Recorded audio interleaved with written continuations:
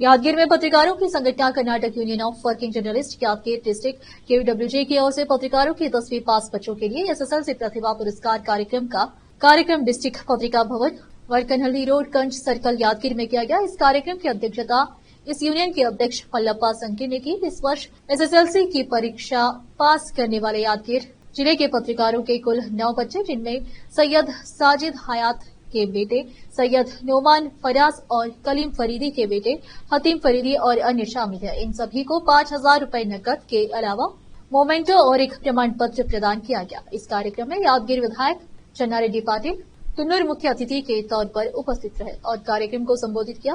उनके अलावा अन्य गणमान्य अतिथि भी इस कार्यक्रम में शामिल हुए। यादगीर के पत्रकार साजिद हयात ने केपी न्यूज के न्यूज एडिटर व एंकर मुस्तफा आदिल को यह जानकारी दी।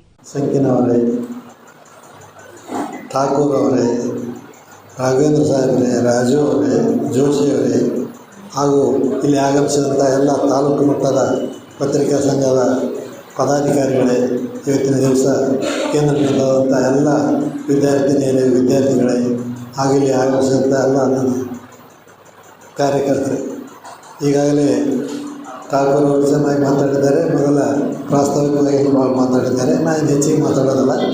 ಈಗ ಹೇಳೋದಿಷ್ಟೇ, SLC ಹುಡುಗರಿಗೆ ರ್ಯಾಂಕ್ ಬಂದವರಿಗೆ, ಮೆರಿಟ್ ಬಂದವರಿಗೆ, 100ಕ್ಕೆ 100 ತೊಗೊಂಡವರಿಗೆ ಭಾಳ ಮಂದಿ ಸನ್ಮಾನ ಮಾಡ್ತಾರೆ.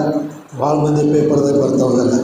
ಆದರೆ ಕಡಿಮೆ ಮಟ್ಟದಲ್ಲಿ ತೊಗೊಂಡವ್ರಿಗೆ ಸನ್ಮಾನ ಮಾಡೋದು ಮತ್ತು ಅವ್ರಿಗೆ ಯಾವುದೇ ರೀತಿಯ ಸಹಾಯ ಮಾಡೋದು ಭಾಳ ದೊಡ್ಡ ಸ್ಥಾನ. ಯಾಕಂದ್ರೆ ಆ ಹುಡುಗರಿಗೆ ಮುಂದೆ ಉತ್ತೇಜನ ಆಗಲಿಕ್ಕೆ ಅವರಷ್ಟು ನಾವು ತೊಗೊಳ್ಬೇಕಂತ ಅವ್ರು ಪ್ರಯತ್ನ ಮಾಡ್ತಾರೆ. ಆಮೇಲೆ ನನಗೆ ಬಾಯಾಗಾದ ಹೆಸರು ಜಾಸ್ತಿ ಬರೋದು, ಟೋಪಿ ಇಟ್ಕೊಂಡೊಬ್ರು ಯಾರೋ ಒಬ್ಬರು ಲೀಡ್ರ್ ಇದ್ದಾರೆ ನಮ್ಮವರೇ, ಅವ್ರ ಬಳಿ ಫೇಲ್ ಆದವ್ರಿಗೆ ಅಡ್ಮಿಷನ್ ತೊಗೊತಾರೆ. ಭಾಳ ಜನ ಮೆರಿಟು 100% ಇದ್ದವ್ರಿಗೆ ತೊಗೊತಾರೆ. ಆದರೆ ಅವರು ತಮ್ಮ ಸ್ಕೂಲಲ್ಲಿ ಫೇಲ್ ಆದವ್ರಿಗೆ